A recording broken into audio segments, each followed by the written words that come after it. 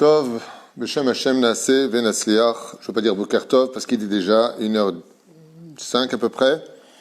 Qu'on entende que de bonnes nouvelles. Grâce à Dieu, il y a des bonnes nouvelles puisque Monsieur Mergui, Joël Mergui est sorti, Baruch Hashem, de l'hôpital. D'un côté, les gens qui attrapent le virus guérissent. Et de l'autre côté, malheureusement, nous avons eu aussi la perte d'un très très grand tzaddik Yesod Olam, Shalach Lebet Olamo, à Paris. Le Rav Ben Hamou, autant pour moi, Hamou, Ken. Ruach Hashem Tanachenu Began Eden Elion Vechol HaShorvim Imo. On est aujourd'hui mercredi 25 du mois de mars et le 29 Kaftet du mois de Adar, veille de Rosh Chodesh. Lechaim Tovim Ul Shalom Shenitbaser Yeshuot Venechamot Lekolam Israël. Je m'excuse pour Linda Ben Soussan. Hier, j'ai dit allez à Shalom et c'est une ségoula pour Rekhut Yamim. C'est elle qui avait acheté le chiour pour justement l'élévation de l'âme, comme c'est marqué d'ailleurs à propos du chiour d'hier. Et aujourd'hui, je voulais vous annoncer que tous ceux qui, bien entendu, achètent pour le Pidyon Nefesh, on retransmet tous les noms. Pour les paniers de Pessah, ils sont répertoriés. On était avec mon épouse tout à l'heure en train de faire la liste de la distribution des paniers. Et aujourd'hui, le shiur est pour Shimon Shuraki. Il a 2 shiurim ici. Je crois qu'il en a même un 3e, il me semble. On verra ça plus tard. En tout cas, ici, il y en a 2, l'un après l'autre. Be'ezrat Hashem. 25, ouais, c'est ça. Et demain, ce sera pour l'Ilou Nishmat, ou ce soir, on verra, puisque ce sera déjà la veille, de Yohan Shalom Ben Chaim. Be'ezrat Hashem, pour l'Ilou Nishmat. Ça, ce sera ce soir, dès qu'il fera nuit, ou pour demain. Ce sera Rosh Chodesh, c'est pour ces 11 mois, Be'ezrat Hashem. Et on remerciera aussi de par cette occasion, j'en profite un petit peu pour remercier ceux qui ont reçu le message, Steve Woutmezgin, si je prononce bien, Léa Steinhardt, Béatrice Alali, Aurélie Ayash, Yoel Mordov, et une grande refoua shlema Be'ezrat Hashem aussi pour Fredji Ben Rivka, qui est dans le coma. Hashem varech oto ve'yotzi oto min ha'afala. Léora Alexandra Ouana, qui a acheté un chiour. Franck Slama, Pierre Haddad, Toda Rabba pour les paniers.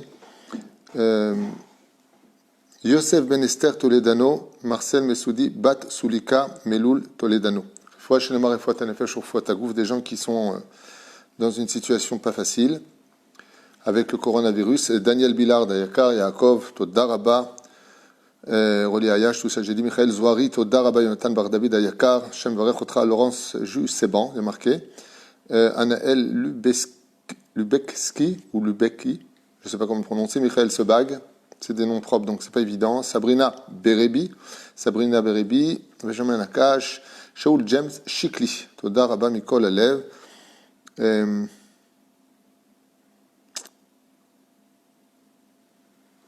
ça a été transmis à propos de Nathalie Abitbol. On a transmis les noms. Refoua shlema pour Jérémy Yakar Ben Rivka, Anna Elna Refanalo, Oufren Refoua shlema pour Messaouda Mazalbat Homsa et Gabriel Ben Alisa. Ensuite, qu'est-ce qu'on a ici encore? Refoua shlema. Excusez-moi, ce sont des noms qu'on m'a donnés pour la Refoua shlema de David Moshe Ben Mordechai. Refoua shlema, Refoua Tanefesh, Refoua Tagouf. Alexandra Chana Bat Keren. Yitzhak Ben Chana, Refoua Shlema, Chalama Meira. Voilà, ça fait beaucoup de noms et encore je ne lis pas tout parce que ça pourrait durer très longtemps, malheureusement.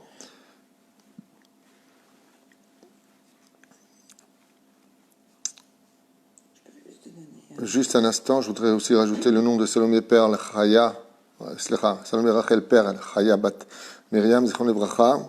Refoua Shlema pour Albert Avram Ben Simcha Simi Simon Saadia, Tzemach Ben Esther et Yosef. Sarah Talia Batafrat Myriam, Shimon Ben Esther, Bechol Mishparto Bechol Asher Lo Refoua Shlema Refoua Tanefesh Refoua Tagouf, Yosef Ben Claudine Doba Bat Rachel Chaya Alexia, Sarah Bat Esther Mimi, Be'ezrat Hashem. Yalla. On va commencer le shiur. Une grande atzacha pour Shimon Shuraki, Toda Rabba de nous maintenir aussi. On passe un bonjour à Eric aussi de Los Angeles. J'ai oublié son nom. Ben Tolila. Shem Varech Otra. Et je voudrais aussi remercier toute l'équipe d'Oel Moshe, la communauté que je ne vois pas, qui me manque, m'amage beaucoup, parce qu'on est une grande famille ici. Et ceux qui sont à Marseille, toute l'équipe de Marseille, et celui qui nous procure tous ces contrastes de shiurim en 5 minutes, qui le fait bénévolement, avec tout son cœur, à des heures impossibles, c'est Laurent Ben Dayan. J'ai du mal avec les noms, il ne faut pas m'en vouloir. J'ai beaucoup de mal avec les noms, parce que j'en ai tellement dans la tête que ça fait des courts-circuits. Ava Laurent Ben Dayan, Bezrat Hashem, que cela t'ouvre les portes de la réussite. Tu es Magdil Torah Ladira. Grâce à tes 5 minutes de cours, beaucoup de gens qui ne peuvent pas durer trop longtemps sur les shiurim peuvent les regarder. Tu fais du bon travail. Hashem Varech Otrat Toda. Rabat à toi, ta femme, tes enfants et toute ta famille. Un grand bisou à tous nos amis de Marseille. David, j'y arrive pas avec les noms Edmond. C'est doux, j'y arrive pas. Enmala, Sot, Ruben, Haddad, si j'oublie pas, et puis tous les autres. Claude. Claude. Et Bezrat Hashem, la communauté de Strasbourg, de Lyon, de Paris, de Marseille, chacun, Efo Sheunimtsa, Beret Israël, ou Bechutz Laaretz. Ok, on va étudier. Efo Shema 2, excusez-moi. En même temps, ça permet aux gens de se brancher, et donc, ainsi donc tout le monde peut en profiter.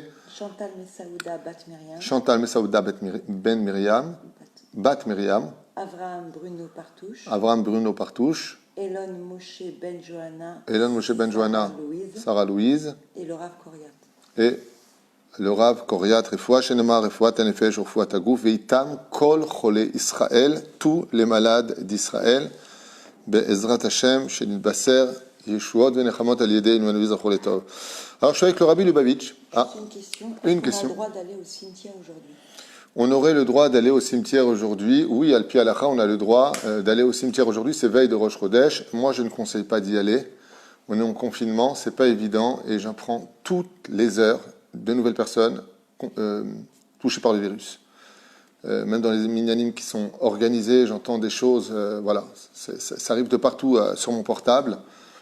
Et vraiment, gardez vos distances, portez des masques, mettez des gants, protégez-vous, béhémet. Parce que même si vous êtes porteur du virus et que vous ne le savez pas, et que vous avez tous les anticorps, il vous suffit, et c'est ce qui se passe en ce moment dans une famille, d'une personne pieuse, merveilleuse, que je connais personnellement, qui est atteinte du virus. Il vient de recevoir les résultats, et résultat des courses, eh bien, sa famille, par contre, elle n'est pas si en bonne santé, et c'est là qu'est tout le danger. La reine Bezrat Hashem, protégez-vous et ayez pitié des autres si vous n'avez pas assez d'intelligence et de sagesse pour vous protéger vous. Pensez aux autres. Béhémet, pensez aux autres. Parce que moi, ici, sur ce portable cachère, je reçois, même pas toutes les heures, toutes les demi-heures, des noms de malades, et la liste est très, très longue.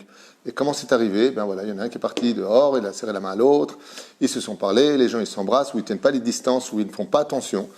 Résultat des courses, il l'attrape, il rentre à la maison, le mec il embrasse sa femme, il embrasse ses enfants, ils ne sont pas tous immunisés, c'est comme ça que ça se transmet. Faites très attention. Il y a aussi un bruit qui court, puisque Ivan IV l'a aussi prodigué, à propos d'une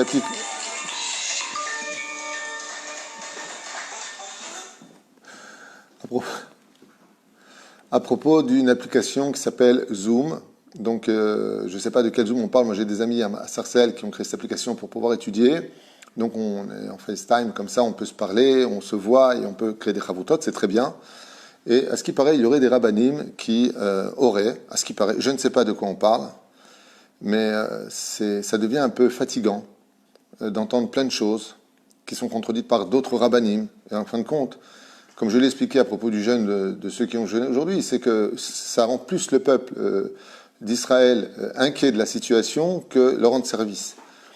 Peut-on ou pas? Alors, moi, je m'adresse à ceux qui m'écoutent, je m'adresse à ceux qui me suivent, je m'adresse à mes amis et dans le cadre de la Torah, mes élèves. Il est strictement interdit, écoutez bien ce que je vous dis une fois pour toutes et vous pouvez transmettre le message de ma part, il est strictement interdit de mettre le Zoom pour Pessah. Nekuda. Ça veut dire quoi? On va poser la question à 2-3 jours déjà. Est-ce qu'on peut mettre un massar pour les personnes qui sont isolées? La webcam, ça s'appelle. Webcam, c'est quoi webcam? Tu peux parler aussi, on t'écoute, on te parle? Non, Vadaï chez Assour. Non. Vadaï chez Assour.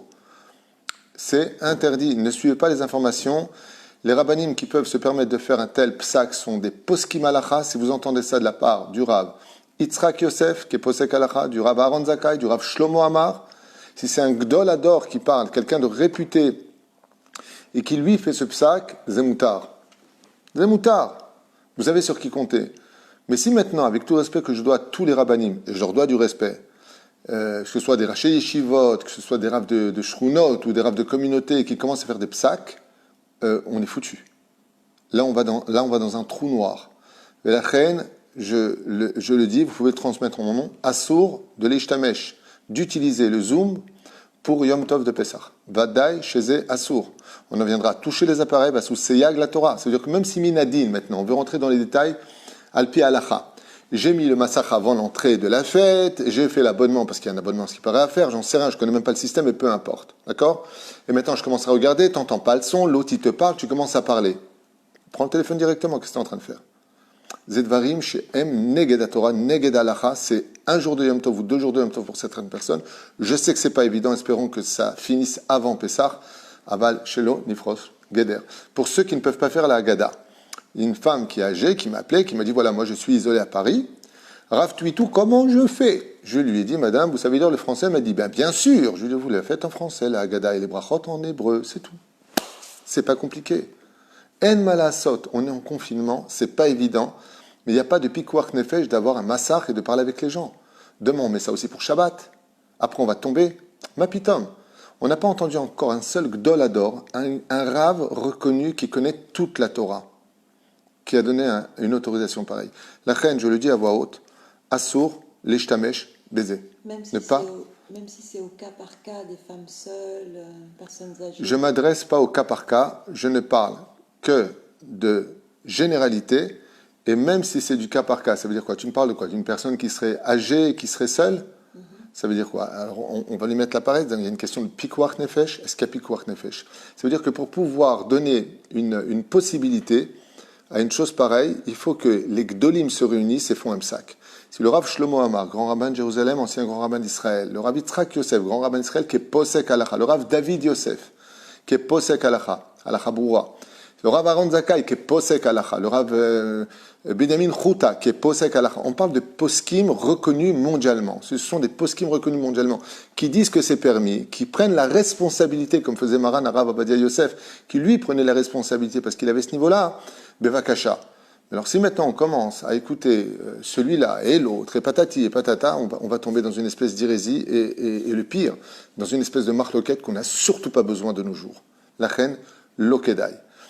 Si vos raves à vous, par contre, à l'échelle individuelle, vous appelez votre rave à vous, qui est votre rave, lui il vous dit Ken, dans le cas par cas, par exemple dans tel cas, que lui prenne cette responsabilité, alors faites ce que vous avez à faire, mais pas qu'on en fasse une publication comme ils ont fait sur Imen 4, les rabbanim, ils permettent aujourd'hui. Mapitam, quel rabbanim? Il n'y a même pas de nom des rabbanim.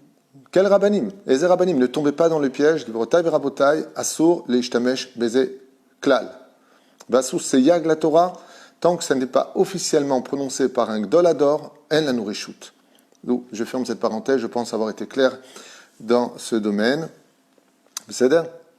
Et on commence notre étude avec le rabbi de Lubavitch. Il y a surtout une grande panique parce qu'il y a des personnes âgées qui font pas Pessah seules, qui vont faire Shabbat seules, et les enfants, אני יודע, אז מה עושים? Alors qu'est-ce qu'on fait? Est-ce qu'on a le droit, quand on est seul, de se faire un malaise, de prendre le téléphone? Même le Shabbat, tu peux prendre le téléphone et appeler au secours. Tu comprends ce que je veux dire? Il n'y a pas de pikouach nefesh de voir les choses telles quelles. Ça va être un Pessah triste, tu veux dire? D'abord, on n'est pas encore à Pessah, ne vendons pas la peau d'ours avant de l'avoir tué. Deuxièmement, ce n'est pas un cas de force majeure dans le sens où il n'y a pas de pikouach nefesh. C'est juste simplement remonter les cœurs et puis ne pas se sentir seul. En saute. Dans ce cas-là, tu sais combien de personnes sont dans des maisons de retraite seules? Vous savez combien de personnes vivent seules à la maison? Alors on fait quoi? On fait n'importe quoi. Zélo. Encore une fois, le cas par cas s'adresse à l'élève et son rave. Mais d'enseigner ça, moi je parle sur la publication qui a été faite. Écoutez bien ce que je dis pour ne pas déformer mes paroles. De venir dire au nom des rabbanim que ce serait permis de mettre Zoom pendant Yom Tov, c'est Sheker, c'est Assour. Nekuda.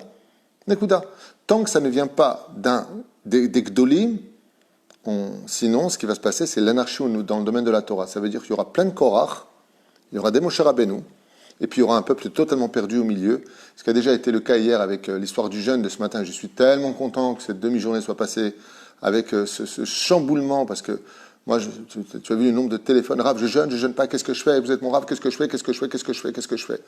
Zémé Belbel et Tatsibour, les gens en ont marre. Que les rabbinim d'abord se mettent d'accord et après qu'ils parlent au Tsibour. Zot Abaya. Tov. J'ai fermé cette parenthèse en espérant, Bezrat Hashem, ne pas en ouvrir une autre avec l'aide d'Hachem. Avec l'aide d'Hachem, chez Niske. Nous arrivons bientôt, donc nous sommes Rosh Chodesh Nissan ce soir, c'est un Rosh Chodesh exceptionnel, c'est le Rosh Chodesh de renouvellement, le Rosh Hashanah des rois. C'est aussi demain l'anniversaire de ma maman que j'embrasse très fort pour ses 84 ans. Hashem Evarech Ota Ubtov, Shor Lachar la Bezrat Hashem, qu'elle vive aussi elle-même la Géoula. Et c'est aussi le jour de Birkat Ha'ilanot. Alors on est confiné chez nous à la maison, vous savez qu'à partir de ce soir, 20h, en Israël, je ne sais pas comment c'est ailleurs, mais en tout cas ici, en Israël, on est confiné à la maison et seulement sous des autorisations ou des lois de restriction, on aura le droit de sortir dans certaines conditions, comme je vous l'ai dit hier, sous peine de prison, voire 6 mois de prison, comme ça a été annoncé par le gouvernement, jusqu'à 3 à 5 000 shekels d'amende. Parce que les gens ont du mal à prendre vraiment ça au sérieux et ne respectent pas les consignes de rester à la maison. Ceci étant, de rester à la maison, ça rend fou. Combien tu peux rester à la maison, combien tu peux tourner en rond, combien tu peux dormir, combien tu peux manger et combien tu peux étudier. Zekaché, Meod, avec tout le lachat qui est là et surtout les jours incertains qui sont devant nous. Et c'est pour cela que le Rabbi nous dit dans son livre, toute la Géoula, Ve'anes hagadol, she'atzar bnei Israël, novea mi'a emuna. Comme ça dit le Rabbi Lubavitch, on est sorti par la emuna. Quand on était en Égypte, on attendait, on n'y croyait pratiquement plus, jusqu'au jour où Moshe d'un coup est apparu. Et c'est celui que les gens attendaient le moins, parce que Moshe était prince d'Égypte. Il n'avait pas besoin de jouer le rôle du Mashiach. Il n'avait pas besoin de prendre des galons. Il était fils adoptif de Pharaon. Et c'est de l'inattendu, c'est-à-dire du personnage le plus ambigu de l'Égypte, qu'est sorti justement le Mashiach, qui est venu libérer les enfants d'Israël. Et au Rabbi de nous dire que c'est grâce à la Emouna d'avoir attendu le Mashiach en Égypte, pas Kod Ifkod et Béné Israël, que les enfants d'Israël sont sortis d'Égypte. C'est parce qu'ils l'attendaient, parce qu'on a une mitzvah de l'attendre tous les jours. Ceci étant, il y a des jours intermédiaires entre Rosh Hashanah Rosh Chodesh Nissan et Pessah. Il y a un jour qui est planté au milieu, un jour très important qui s'appelle, tu as une idée? Quel est le jour qui est planté entre Rosh Chodesh Nissan et Pessah? Il a fait Shabbat Agadol. Barour, Shabbat Agadol, il a fait ma femme. Donc mon épouse a trouvé, et elle dit Shabbat Agadol, yatik. Velachen, Shabbat Agadol, c'est un jour spécial, et on voudrait ensemble étudier. Alors on avait étudié déjà dans plein de shiurim sur toratraim.net, en quoi le Shabbat Agadol est-il si spécial, même si les Shabbatot qui s'annoncent devant nous, y compris Pessah, n'ont pas du tout la même dimension que d'habitude, et c'est vrai qu'on se plaignait un petit peu de ce train-train habituel, de voilà Pessah qui arrive, voilà Pessah est passé, voilà Shavuot qui arrive, voilà Shavuot est passé, voilà les Slichot, ça y est, c'est fini les Slichot. On était passé un petit peu de fête en fête, comme Tarzan passé de la liane en liane, c'est une espèce de routine comme ça, et là, la routine a été brisée, on peut dire, sèchement, mais sûrement, et on arrive à un Shabbat Agadol. Alors, le Shabbat Agadol, vous savez que c'est le Shabbat qu'on appelle le grand Shabbat de l'année. Il y a Shabbat Shuvah, il y a Shabbat Nachamu, il y a plein de Shabbatot qui portent des titres dans le judaïsme, et il y a aussi le Shabbat Agadol. On l'appelle le Shabbat Agadol parce qu'il est la préparation du Shabbat de la Géoula. C'est le Shabbat qui nous a préparés à la Géoula. Ce qui fait que si vraiment on pouvait réunir tous les enfants d'Israël, de tous les pays du monde entier, Shomer Shabbat Davka, ce Shabbat Agadol, ce serait parfait. Pourquoi? Parce que le Shabbat annonce toujours la Géoula. Le Shabbat est un avant-goût de la Géoula et du monde futur. Et la reine, si Israël gardait le Shabbat, la Géoula viendrait sans aucune condition, juste par ce mérite-là. Alors, qu'est-ce que le Shabbat Agadol? C'est ce qu'on va étudier très brièvement ce matin en étudiant une parenthèse du Rabbi Lubavitch qui va nous donner une dimension différente des Midrashim qu'on a l'habitude de voir à propos de ce fameux Shabbat Agadol, Shabbat intermédiaire, entre Nissan et Pessah. Le Shabbat Agadol se passe dans une période extrêmement impure de l'Égypte. Les enfants d'Israël qui ont survécu à la 9e plaie se retrouvent confinés, eux aussi à la maison, et vont prendre le dieu, des dieux égyptiens, qui est le mouton. prendre le mouton, le bélier, qui était considéré comme le dieu de l'Égypte, et vont l'attacher au pied de leur lit. Pourquoi? Pour montrer que les enfants d'Israël sont au-dessus de la bêtise humaine, donc sous les pieds. Ce qui était une humiliation, bien entendu, pour, soi-disant, un dieu qui était, chez eux, considéré comme étant invincible. Et sous les yeux même des Égyptiens, le Midrash nous dit que les Hébreux ont pris un couteau, et ils ont appris à faire la shrita, et ils ont sacrifié ce bélier, qu'on appelle dans le langage français justement l'agneau pascal. Ils vont prendre ce kéves et ce talet, et ils vont le tuer, sous les yeux des Égyptiens, ce qui normalement aurait dû provoquer une guerre sanglante, où les Égyptiens se seraient éventuellement jetés, selon la logique des choses, sur les Hébreux. Comme a dit Bibi Netanyahou, on ne peut pas provoquer une guerre avec 1,2 milliard de musulmans pour construire le Beth Amikdash. C'est-à-dire que si on touchait à l'endroit où il y aurait la mosquée d'Omar, eh bien, ils se lèveraient tous contre nous. Vient le Midrash et nous dit non. Non, c'est pas vrai. Comment ça, c'est pas vrai? Il dit non, c'est pas vrai. D'où est-ce que tu apprends que c'est pas vrai? Du Midrash Agadol. Qu'est-ce qu'ont fait les Hébreux? Ils ont tué le dieu de l'Égypte, le mouton, donc à l'époque, et les Égyptiens n'ont pas bougé. Comme viendra le Melech HaMashiach, bien entendu, ça a été fait sous l'ordre de Moshe. Comme viendra le Melech HaMashiach et qu'il retirera la mosquée d'Omar pour y placer le Beth Amikdash, les nations du monde ne bougeront pas une oreille, je vous l'affirme. Lama, parce que c'est la vérité qui envahira le monde. Mais la reine qui vivra verra, bien entendu. On ne va pas rentrer dans cette polémique de pas du tout, vous dites n'importe quoi. Peu importe, je dis ce que nos rabbinim, le Rabbi Lubavitch explique que les Atid Lavo, ce sera la même chose. Il y aura un changement, un bouleversement dans le monde, et il explique que il y aura à Bezrat Hashem ce changement de situation qui a pétrifié justement les nations du monde, qui étaient pétrifiées, qui étaient désarmées face aux coups qu'ils avaient reçus, les 10 plaies d'Égypte. Ici, donc, on est à la 9e plaie, entre la 9e et la 10e plaie. Il y a déjà donc 9 plaies qui ont lieu. La 10e, c'est Makat Bechorot.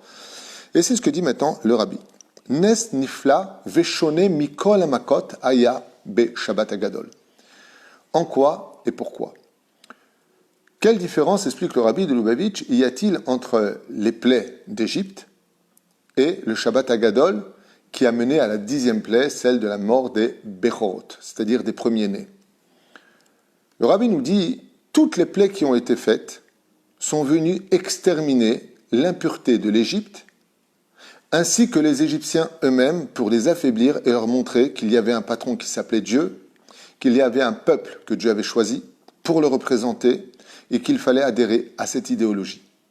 Les Égyptiens n'ont pas du tout entendu de cette oreille-là, c'était l'impérialisme, c'était la puissance numéro 1 mondiale, et ils ont décidé de déclarer la guerre à Dieu en disant, pour les 3-4 premières plaies, oh ben écoute, si c'est ça que tu es capable de faire, nous aussi on est capable de le faire, en technologie on est excellent, on est capable de faire toi aussi ce que tu es capable de faire Hachem, on peut même faire des changements hormonaux, on peut rendre un homme une femme on peut le rendre un homme, même s'ils ne sont pas capables de produire, mais on a de la force, et le Créateur du monde va mettre un terme à cela. Il va montrer à l'Égypte que Etzba Elokimhi, d'un tout petit doigt, Dieu il peut changer tout ce qu'il veut, quand il veut, s'il veut, où il veut. L'Égypte va comprendre, à force de prendre des coups, à force de s'affaiblir, à reconnaître la valeur du peuple d'Israël. Et plus que ça encore, puisque il y a même marqué que les Hébreux ont fini par plaire au cœur des Égyptiens qui ne cessaient de les battre, à un tel point que les Égyptiens d'eux-mêmes vont donner leur or et leur argent aux Hébreux pour aller servir leur Dieu. Comme ça, vous l'avez étudié dans l'Exode, dans la Torah. Donc dans la Bible, c'est marqué noir sur blanc que chaque Égyptien a donné son or et son argent et ses robes pour plaire aux Hébreux. La différence qu'il y a avec cette plaie d'Égypte, la 10e, celle qui est annoncée par le Shabbat Agadol, qui fait du Shabbat Agadol quelque chose de plus grand. Gadol veut dire en hébreu plus grand que les autres. Au Rav de nous dire, c'est que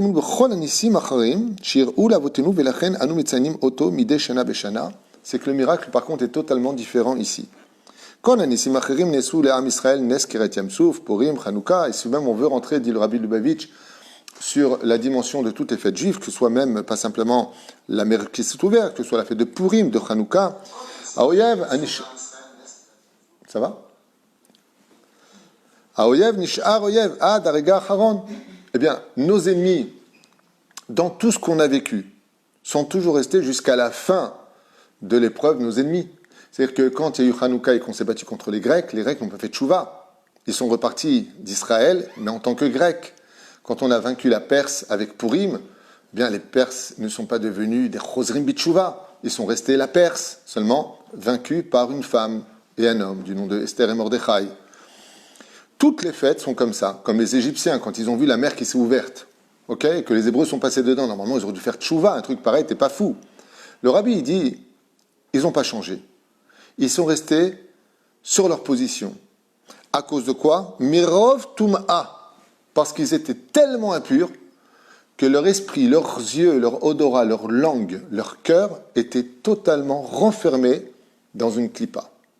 Sauf pour une épreuve. Il y a eu une épreuve qui a changé, c'est la Makat Bechorot. Il dit c'est la seule fois dans l'histoire où nos ennemis se sont battus pour Israël. Quand Moshe Rabbeinu alav Shalom a annoncé la mort des premiers-nés, ce sont les premiers-nés, eux, qui par contre ont eu un éveil. Quand ils ont entendu qu'ils avaient été sélectionnés pour mourir, uniquement les premiers-nés. Alors on sait qu'en Égypte, une maman avait plusieurs premiers-nés, parce qu'il y en avait un qui venait de Mohammed, l'autre qui venait de Ali, l'autre qui venait de Youssouf, l'autre qui venait de Mahmoud. Chacun avait, comme ça dit le Midrash, il y a plus de 2000 ans en arrière, nous explique les Chachamim qu'il n'y avait pas une seule maison où il n'y avait pas eu de mort. Ça veut dire quoi? Si c'est que les premiers-nés qui meurent, automatiquement, c'est pas toutes les maisons. Il y a aussi des filles qui sont nées en premier. Mais les Chachamim disent non, il y avait plusieurs morts à la maison. Et qu'est-ce qui s'est passé? Eh bien, il y a eu un drame à l'intérieur de ces maisons. C'est que quand le père voyait sa fille aînée, il disait à son fils, toi ne t'inquiète pas, tu ne vas pas mourir, puisque tu as une sœur aînée, c'est que les premiers-nés qui sont sélectionnés pour mourir. Puis d'un coup, qu'est-ce qui se passait? Eh bien, le cadet mourait, et puis le benjamin mourait. Alors, l'Égyptien regardait sa femme, et lui disait, mais tu sais que l'aîné, c'est l'aîné du père. Si lui, il est mort, c'est qu'automatiquement, c'est pas mon fils. Et la femme lui avouait que c'était le fils de l'autre, et de l'autre, et de l'autre. Ce qui fait que dans une maison, par exemple, de 10 enfants égyptiens, il y en avait 4-5 qui mouraient parce que ce n'étaient pas les enfants du père. Le Midrash nous raconte qu'il y a eu un bain de sang dans toutes les maisons. Il n'y avait pas une maison où ça n'hurlait pas. Les maris ont assassiné leurs femmes. Plus que ça encore. Les aînés, dit le Rabbi Lubavitch, ont pris les armes, et comme on lui marque, Alchou venil hemu becherut nefesh. Les aînés ont sorti les armes pour se battre contre les Égyptiens, pour qu'on ait automatiquement la Géoula. Qu'est-ce qu'ont fait les aînés? Ils ont dit à leurs parents, « Hey, c'est pas vous qui allez mourir, c'est nous maintenant qui avons été sélectionnés pour mourir. » Oui. Donc, où vous allez chez Pharaon, on fait une grande Afghana, les gilets jaunes, style, on renverse une manifestation qui renverse l'empire de Pharaon, ou on vous tue. Et le Rabbi nous dit, c'est la première fois que les pires ennemis d'Israël, les aînés, ceux qui voulaient le pouvoir, ceux qui voulaient l'argent, ceux qui étaient légitimement à la place de l'héritage, ont déposé pour la première fois de leur vie leur orgueil, jeté leur impureté, parce qu'ils savaient que leur vie était en jeu. Et ils se sont battus, nos propres ennemis, pour Israël. Afin de quoi? Afin de provoquer la Géoula. Kan karadavar chadash veyotzedofen. Le Rabbi nous dit, et là il s'est passé quelque chose d'exceptionnel, quelque chose jamais vu dans l'histoire, que les pires ennemis d'Israël, ceux qui voulaient nous garder par la force, nous humilier, nous assimiler, ont été les premiers à nous dire, sortez vite du pays, partez, on ne vous veut plus ici, on a compris que vous devez rejoindre votre terre, partez, sage juif, retourne dans ton pays. Waouh! On va vous aider à partir, prenez ce que vous voulez, mais partez. Lama! Parce qu'on a compris que si vous n'avez pas la Géoula, c'est la mort des nations. C'est une situation qui sera terrible. Et le Rabbi il dit, c'est la première fois qu'on verra que le pire ennemi d'Israël sera celui qui se battra pour que les enfants d'Israël partent immédiatement d'Égypte, rejoignent leur Dieu, pour prendre la Torah sur la route et s'installer sur la terre d'Israël. Waouh! Ça, il a dit, c'est du jamais vu. Jamais dans la fête de Purim, de Hanouka, la mer Rouge. Non, vous partirez pas. On mourra, mais vous mourrez aussi. Et il dit, ça c'est le Shabbat Hagadol. C'est ce qui a préparé cette Géoula-là. C'est quand les nations du monde Dit le rabbi, tu verras qu'ils viennent te dire, hey, comme le pape a dit, hey, faut être Shomer Shabbat. Qu'est-ce que vous faites, vous les Juifs? Dieu vous a donné le jour du Shabbat qui inclut en lui la création du monde. Quand c'est les goïms eux-mêmes qui vous diront, mais les Juifs, qu'est-ce que vous faites? Vous savez pas que vous avez un Dieu, vous savez pas? Et ça avait commencé en Israël, je vais raconter plusieurs histoires. Il y a 3 ans de ça, Rabotai. Rabotai avait raboté il y a 3 ans de ça. Ça a été raconté à la radio, donc fake, pas fake, j'en sais rien, mais en tout cas, ça a été raconté à la radio qu'il y a un des chefs de la milice à Gaza, du Hamas, qui a été arrêté par le Mishmar HaGvul. Il a été arrêté et il a été emmené en prison. Il n'a pas lutté. Il a été emmené en prison, parce que les prisons d'Israël, c'est du luxe pour eux par rapport à ce qu'ils subissent à Gaza. C'est eux-mêmes qui le disent, hein, c'est même pas moi. Et quand est-ce qu'il a été arrêté? La veille de Pessah. La veille de Pessah, il a été arrêté. Et quand il a été arrêté, le gardien qui était là-bas, il a pris une bière et il était en train de la boire. Le soir du Seder de Pessah. Ce dirigeant du Hamas l'a regardé comme ça et lui a dit, dis-moi, c'est pas Pessah chez vous? Il l'a regardé et lui a dit, ouais, c'est Pessah pour les Juifs. Et alors? Il lui dit, et la bière, tu as le droit de la boire? Il lui a dit, non, je ne suis pas religieux. Il lui a dit, c'est à cause de ça que je sortirai d'ici, que je te prendrai ton pays. C'est un truc de fou. Un dirigeant du Hamas dit à un soldat de l'armée d'Israël, c'est parce que tu manges du Hametz que je te prendrai ton pays. C'est pas normal. C'est exactement ce qu'il dit le rabbi. Ceux qui se sont réveillés le Shabbat Agadol, pendant que nous, on est en train de l'Ishrot, le Dieu Elohim qui vient de l'Égypte, les aînés se sont réveillés avant le dernier coup et ont dit à l'Égypte, ça y est, ça suffit maintenant avec les Juifs. Est venue pour eux l'heure de la Géoula. Si vous ne les laissez pas partir, c'est nous qui mourrons. Si on meurt, on vous tue tous. Ça veut dire qu'il y a une mort qui s'est installée. Une mort physique, une mort économique, une mort militaire, une mort sociale et une mort familiale. Ces 5 points qui se sont effondrés, dit le Rabbi Lubavitch, Velachen Shmo Shabbat Agadol. C'est une dimension qu'on ne connaissait pas, on connaissait les Midrashim, ce qui s'est passé. Mais là, le Rabbi dit non, ne prends pas ça à la légère. Ça a été la seule fois, la seule fête juive dans l'histoire où les Égyptiens, non seulement nous ont pas vus, mais ils ont fait attention à ce qu'on est vraiment Shomer Shabbat. Est-ce que vraiment faites ce qu'il faut cette fois, vous les Juifs? Parce qu'ils ont compris une chose, les Bechorim. Le Rabbi, il dit, ils ont compris que leur Géoula à eux, elle dépendait de la Géoula des Hébreux. Si vous, les Juifs, vous faites ce qu'il faut faire, et vous savez, je vais vous dire quelque chose que vous ne savez peut-être pas, je ne sais pas, mais je suis en contact avec beaucoup de non-juifs. Pas 1, pas 2, pas 3. Je parle vraiment d'une grande quantité, dans à peu près 20, 25 personnes. Je n'ai pas les comptes exactement devant moi, de personnes qui ne sont pas juifs. Ils m'ont annoncé qu'ils regardaient mes cours depuis très longtemps, et il y en a même qui m'ont posé la question, parce qu'ils fréquentent certains juifs, est-ce que j'aurai le droit de leur enseigner votre Torah? La question de non-juifs. J'ai posé la question à un seul d'entre eux, parce qu'il insistait beaucoup. Et je lui ai dit, pourquoi tu veux enseigner la Torah à des juifs alors qu'ils n'étaient pas juifs? Et il m'a répondu, parce que je ne compte pas me convertir, je suis né goy, si Dieu m'a créé goy, c'est peut-être que j'ai un rôle à jouer. Je lui ai dit, alors respecte les 7 lois noachides et vis ta vie en tant que non-juif. Et il m'a répondu, non, parce que j'ai compris une chose, c'est que si moi, en tant que goy, je veux m'épanouir dans mes 7 lois noachides et être un serviteur de Dieu en tant que non-juif, il faut d'abord que vous, notre exemple, soyez à la place. Et comme je connais des juifs qui sont encore assimilés, est-ce que vous me permettez de leur transmettre votre Torah pour qu'eux, ils changent, pour que moi, je puisse briller à travers leur lumière? Je vous parle de ça il y a à peu près 1 mois et demi, 2 mois. Je n'avais pas encore lu le Rabbi. C'est exactement ce que dit le Rabbi. C'est les Bechorim, les non-juifs. Le mot Bechor veut dire aîné. Mais ça ne veut pas simplement dire l'aîné au niveau de la naissance. L'aîné dans le judaïsme, par exemple, qui a été l'aîné des fils de Ishai, c'était le 7e fils, le roi David. Il y a 2 façons d'être aîné. Il y a l'aîné biologique et il y a l'aîné de la sagesse.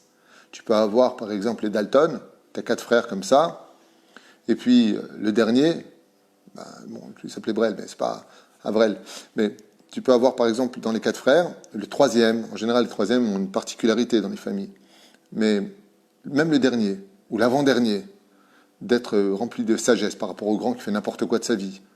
Ou le numéro 2. L'aîné dans le judaïsme, ce qu'on appelle le zaken, zemi shekana zikna.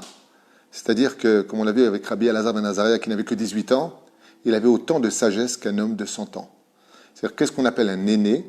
C'est au niveau halakha, pour l'héritage, c'est celui qui est sorti biologiquement le premier, mais dans une famille, celui qu'on appelle l'aîné, c'est celui qui est le plus sage.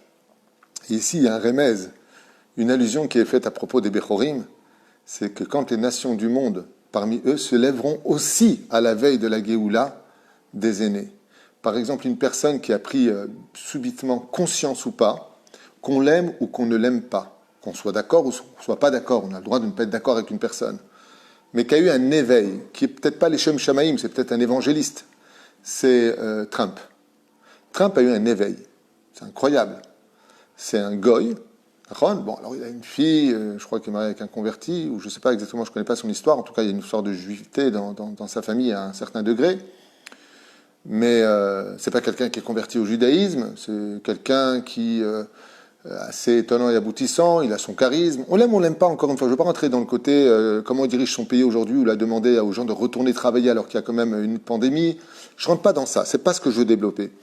Mais par contre, il y a eu un changement de l'histoire, c'est la première fois de l'histoire qu'un président prend les devants en disant « Stop, ça suffit maintenant, qu'est-ce qu'il y a? Il faut déclarer Jérusalem comme capitale des Juifs. » À la limite, pourquoi tu fais ça?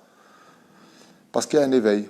Il y a des gens qui auront un esprit de Bechorim, c'est-à-dire qu'ils vont comprendre qu'en réalité, c'est quand les Juifs seront bien installés sur leur terre, qu'ils pratiqueront la Torah et les mitzvot, que les nations du monde pourront enfin monter, eux aussi, trouver leur place. Ça veut dire que la mise en place des goïms, en d'autres termes, l'explique d'une autre façon de Rabbi, avec ses mots à lui, mais je voudrais traduire ça à ma façon à moi. Les nations du monde pourront trouver leur place dans l'histoire que quand les Juifs auront repris leur place dans l'histoire.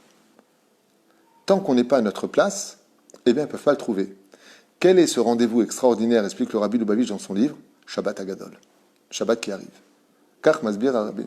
Non, pas celui-là, l'autre. Ezrat Hashem, Shabbat Agadol. C'est le Shabbat juste qui précède Pessah. Donc pas le Shabbat qui arrive, l'autre Shabbat avec l'aide d'Hashem, ce sera Shabbat Agadol. La reine, Yesh po dvarim niflaim, et je finirai juste avec encore une parenthèse du Rabbi Lubavitch, et qui explique pourquoi c'est extraordinaire. Parce qu'il dit comme ça, en tant que titre, Achosher Hatzmo Meir.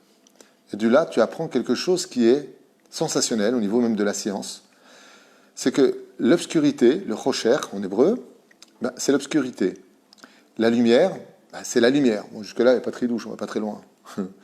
Il dit, mais si je te dis que l'obscurité devient la lumière, ça c'est extraordinaire.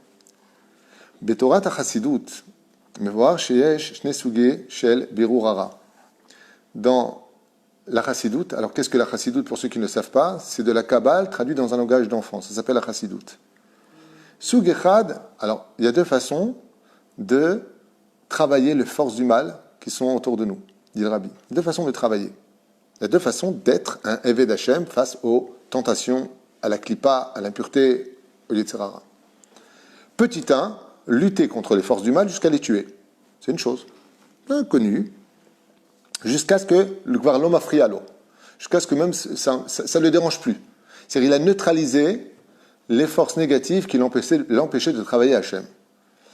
Ah, seulement, Yesh Ofen ala Yoter. Il y a une façon encore beaucoup plus belle et beaucoup plus forte que de travailler à Hachem face aux forces obscures, comme les réseaux sociaux, les médias, les films, tout ce qui tourne autour de la Touma, avec le Lachon Hara que ça engage, avec la nudité des femmes que ça engage, avec tout ce qui nous empêche de travailler à Hachem, l'orgueil et tout ce qui va avec.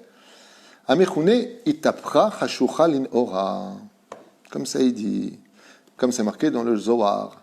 Rapporte la référence du Zohar Kadosh, qui dit que, au nom du Tanya, Balatanya, qui dit de renverser la situation pour que les côtés obscurs soient eux-mêmes la lumière de nos vies. Comment c'est possible? Quand tu es capable de faire teshuva ton Yetzer Hara. Pas tu as tué ton Yetzer Hara, mais ton Yetzer Hara lui-même est devenu un ange gardien qui te protège de ne pas faire le mal. Et il dit, Klomar, donc comprends, et quand l'obscurité devient lui-même une lumière, c'est là qu'est tout le challenge de notre histoire. Ça veut dire, si on va prendre juste un petit exemple, Imaginons qu'en 2020, il y a une pandémie, imaginons qu'on soit tous confinés dans les maisons, imaginons que dans le domaine social, c'est la catastrophe familiale, plus personne ne se voit, financièrement, on ne sait pas où on met les pieds. Imaginons qu'une chose pareille, Chaz v'Shalom, puisse arriver. Ce qui serait un rocher absolu. Il dit, quand Akadosh Baruch Hu, il envoie une obscurité où tu ne sais plus du tout où tâtonner, c'est que Hachem, il attend de toi, à l'image du Shabbat Agadol qui arrive, quoi ?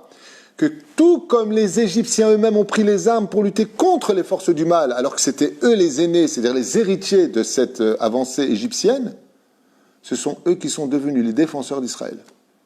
C'est quand toutes ces épreuves d'obscurité, tu les retournes en tant que lumière. Tu les vis dans la joie, et tu sais que ce mal n'a aucun mal, c'est un bien absolu, va kol beseder. Tu es même en train de danser, d'être heureux à la maison, chou tov lecha, tov.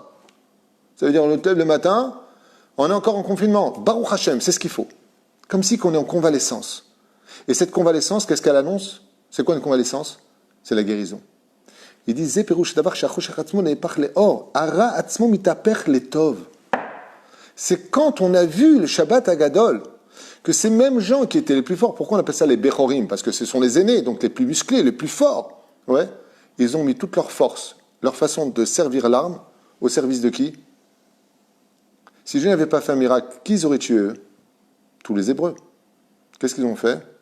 Dieu leur a donné l'exemple. Il leur a dit, regardez, ce sont les plus forts de chaque famille égyptienne qui vont garder vos maisons et qui vont tuer toute personne qui s'approchera de vous. Et ils se sont entretués tous les uns et les autres. C'est comme si au niveau de Auschwitz, imagine un petit peu maintenant que les Allemands, les SS, sont tous comme ça, puis d'un coup tu as la Gestapo, les pires de tous, de Genin, Shemre Shemirkab, et c'est les SS qui tuent. C'est la Gestapo qui tue tous les SS, toute l'armée allemande. Et ils disent, imaginez un peu le miracle, et ils disent aux Hébreux, vous inquiétez pas, on vous sort des camps. Qui ? La Gestapo, ceux qui les ont mis dedans. C'est un truc de malade. D'accord ? Il dit, ça dépend de nous. Ça dépend de notre joie de vivre. Si nous, on est capable de renverser l'obscurité en joie, si on est capable de Bezrat Hashem, de ne pas avoir de crainte, comme dit au début, je ne vous ai pas lu ce qu'il dit avant, mais il parle ici de Kol Pessar, comme rappelle Rabbeinu Azaken, Kol Ze Inyan Shel Emuna. Tout ça, ce sera bâti sur le domaine de la Emuna. Les Odargak voient au terme Ibiru Rara.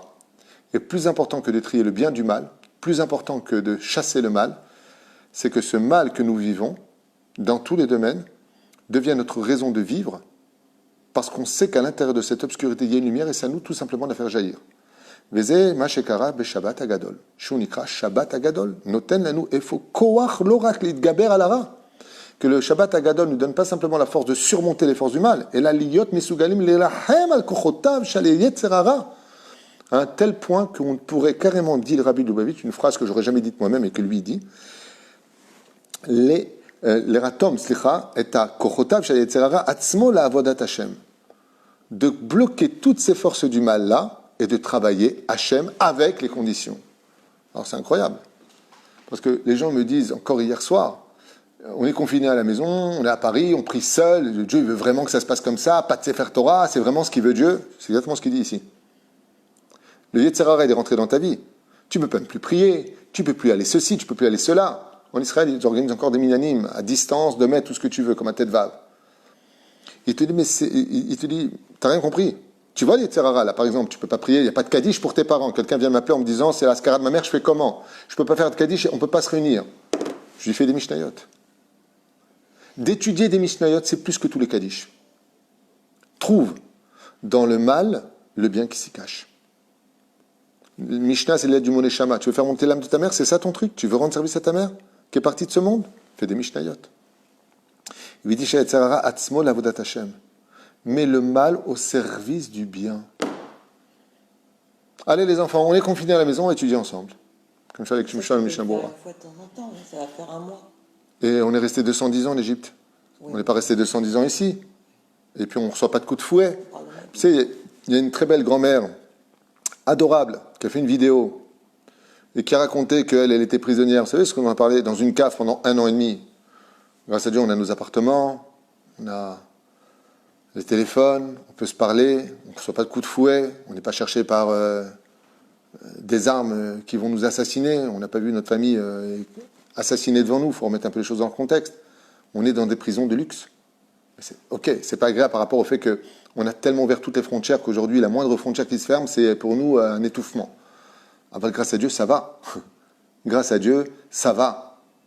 Kol Beseder, même ceux qui n'ont pas d'argent pour se nourrir, il y a tellement d'associations, ceux qui sont à Ashdod, vous n'avez pas les moyens, vous n'avez pas de quoi faire les courses, on a une association qu'on a créée ici, entre autres dirigée par Yoël et Laurent Darmon, qui viendront jusqu'à votre maison avec les masques et tout ce qu'il faut vous apporter à manger. Anarnoupo, on n'est pas seul, il n'y avait pas ça à l'époque de la Deuxième Guerre mondiale, il y a 71 ans en arrière, 75 ans en arrière. Il faut remettre un petit peu les choses dans leur contexte.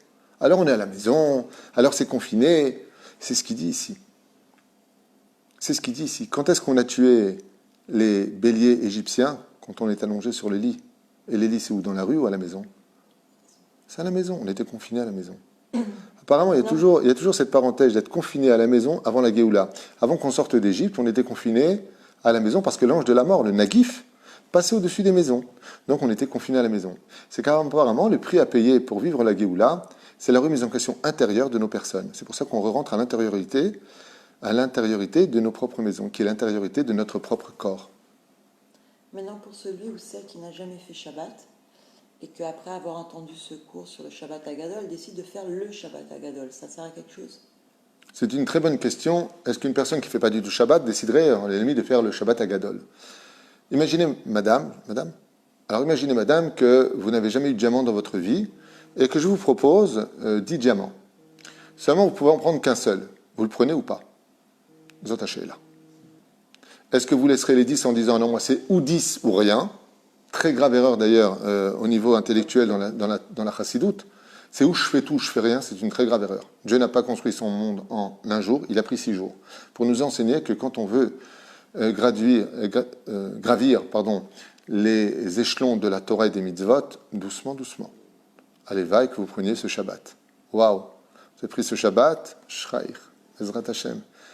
Grâce à vous, il n'y aura pas de Trilou Shabbat en ce qui vous concerne. Qu'est-ce que ça veut dire? Ça veut dire que si vous étiez la seule, ce qui n'est pas le cas malheureusement encore, à être Mechalelet Shabbat, et qu'on aurait tous été Shomer Shabbat, on n'aurait pas eu la Géoula parce que Dieu vous aurait attendu. Et comment je sais qu'il vous attend? Tant qu'on est vivant, c'est que Dieu nous attend. Et si vous êtes vivante, c'est que Dieu vous attend. Après, c'est à vous grâce à votre libre arbitre, de monter ou de descendre les échelons de la Teshuvah et de vivre ou pas la Géoula. Venir en tant que princesse devant Hachem dans la Teshuvah pour vivre la Géoula, ou venir en tant que clocharde devant Hachem pour vivre la Géoula. C'est quoi ces deux mots-là? Celui qui fait Teshuvah vient avec des habits royaux. Celui qui vient devant Hachem, s'il n'a pas fait Teshuvah à la Géoula, parce qu'il vivra peut-être aussi, il vient avec des habits de pauvres. Ça veut dire... Ça veut dire quoi? T'as attendu jusque maintenant, maintenant qu'il n'y a plus besoin d'Emouna, c'est maintenant, tu viens. Maintenant, c'est bon pour toi. Ce qui fait qu'il va avoir un salaire, il va vivre la Géoula.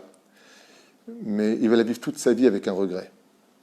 Celle d'avoir perdu le droit de dire, je fais tchouva, malgré tous les doutes qui rôdent autour de moi. Et ces doutes, il faut les transformer en lumière. Si vous y arrivez, vous êtes quelqu'un de grand, et je peux vous affirmer une chose, moi qui n'étais pas Shomer Shabbat à une période de ma vie, je me pose toujours la même question, comment on peut vivre loin de la Torah et loin des mitzvot? J'arrive pas à comprendre. Je vois pas ce qu'il y a de bien de vivre sans Torah et sans mitzvot, avec la télévision allumée, la voiture, les cigarettes, je vois pas l'intérêt. C'est juste une journée banale alors qu'on a reçu le plus beau cadeau que Dieu pouvait nous offrir. Je finis avec la phrase... Elle te répond, pardon. Elle te répond, elle dit, oui, mais si elle ne fait pas ce Shabbat-là, mais qu'elle va faire quand même le Shabbat Agadol, elle décide de faire le Shabbat Agadol, c'est pas hypocrite? Il n'y a rien d'hypocrite. C'est déjà énorme qu'elle prenne sur elle en 2020, avec toute la touma qu'on a autour de nous, l'idée de vouloir faire Shabbat.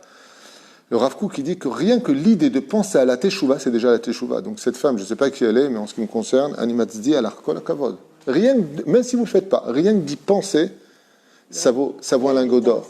Pardon? Yael Bitan. Yael, Ayekara, rien que d'y penser, c'est déjà, et ça démontre une grandeur d'âme. Rien que d'y penser, c'est déjà énorme. Parce qu'on est dans un monde aujourd'hui où tout est... Quand vous allumez la télévision, on ne parle pas de Dieu, on parle de... Alors le virus, est-ce que c'est une invention humaine? Est-ce que c'est un coup monté? Est-ce que c'est un complot? De toute façon, on a le virus, on a ceci. Il n'y a pas une seule personne. Bibi l'a demandé à prier. Bibi a demandé à prier. Bibi a une âme juive. Donc automatiquement, il est relié à une situation qui est de toute façon hors de contrôle aujourd'hui et qui menace l'économie mondiale. Donc, je ne sais pas pour en déduire mérite à Bibi, mais Bibi, ce n'est pas un homme commun. C'est la tête du peuple d'Israël.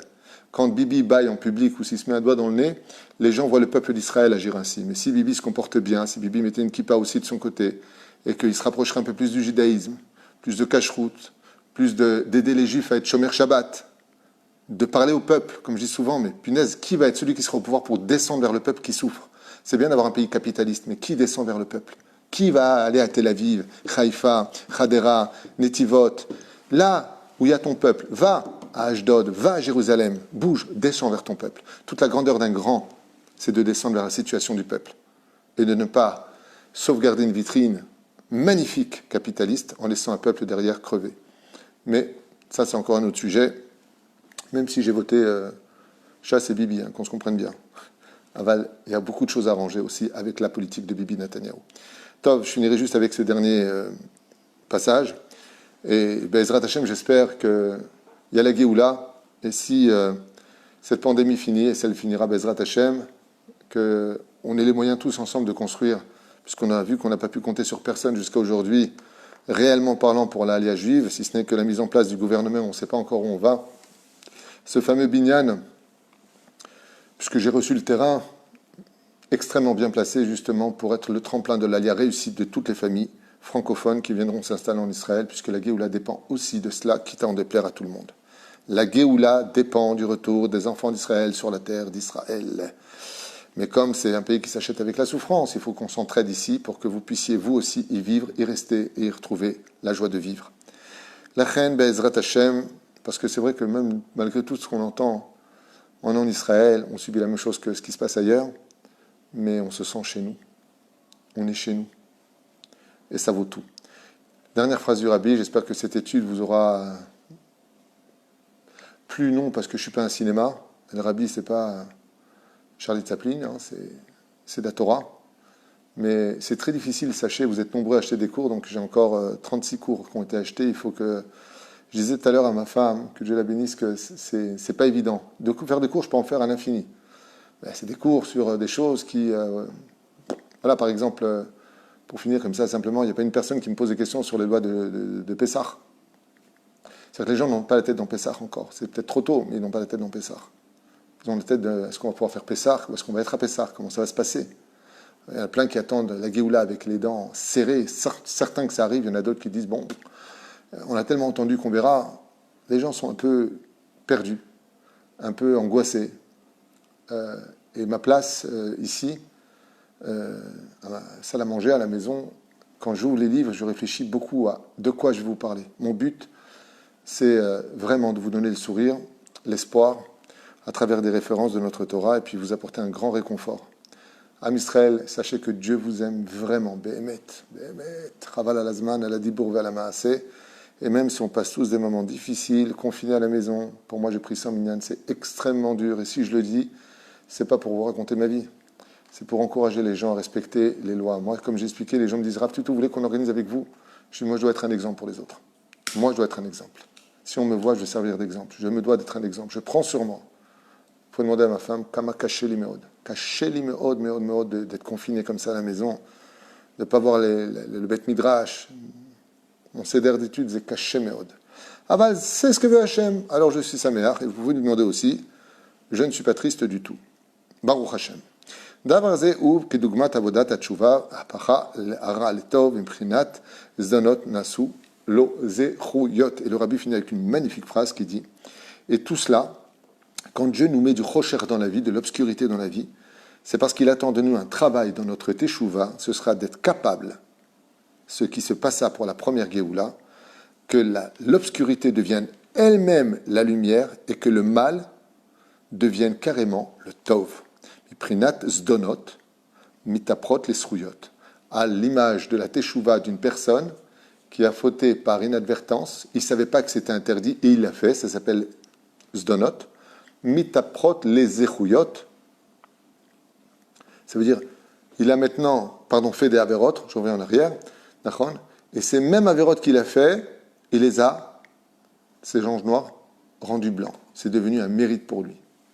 Comment on y arrive? C'est bien beau d'entendre ça, mais comment on y arrive? C'est pas shoot, c'est un mot. Tshuva be'ahava. Faire teshuva dans l'amour. Je ne reviens pas parce que j'ai peur, Je reviens pas parce que j'ai peur de rater quelque chose de grandiose. Et si c'était vraiment la Géoula, je fais tchouva. Non. Je fais tchouva qui est ou pas la Géoula. Je fais tchouva qu'on arrive à Pessah ou pas à Pessah. Je fais tchouva parce que je t'aime, Hachem. C'est la seule façon d'y arriver, dit Rabbi Lubavitch. Ani choser bitchouva be'ahava. Be'ahava. Par amour. Shalom Yom Tov. On se revoit ce soir pour un shiur pour ceux qui veulent. Ou plutôt peut-être un question-réponse parce qu'il y a beaucoup de questions qui me sont posées. Et je finirai comme j'ai commencé. L'histoire du Zoom pour Yom Tov, Assour.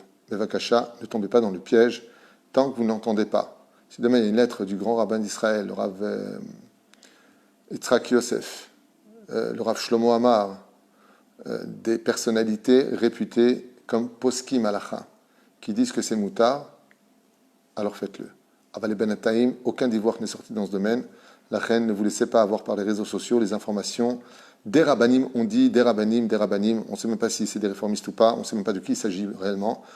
Avlom ezazel be'afechad, rak tishmiru al atzmechem, faites des teilim, priez surtout, comme je l'ai fait hier soir, je vous ai parlé du Shlom Bayit. Soyez les grands gardiens du Shlom Bayit à la maison, même si on vous a vexé, on vous a piqué, on vous a manqué de respect, on vous a manqué de gratitude, tishmiru al merchak. Même là, gardez vos distances, ne prenez rien à cœur, tout le monde est sur les nerfs, et en réalité, c'est que du Yetzerara. Si on le prend bien, qu'est-ce que ça fait? Ça annule les mauvais décrets. Et vous savez qu'une personne qui est humiliée et qui le prend, non seulement il lui pardonne à l'autre, mais en plus de ça, il le prend par amour, tout ce qu'il prononce dans sa bouche dans la journée s'exauce. Azlachen Bezrat Hashem, je vous pose une question. Est-ce que ce serait dans ce cas-là un mal d'avoir souffert, humilié par quelqu'un, ou un bien? D'un coup, tout le monde dirait, je ne veux pas m'humilier. Si je dois subir une humiliation pour que je puisse parler après, et tout ce que je vais bénir, tout ce que je vais dire va se réaliser, je ne suis pas sûr que c'est de l'obscurité. C'est exactement ce dont on parle. Ce mal, s'il est traduit avec amour, alors ce que nous dirons, ce que nous penserons, tout ce que nous ferons, se traduira en bien.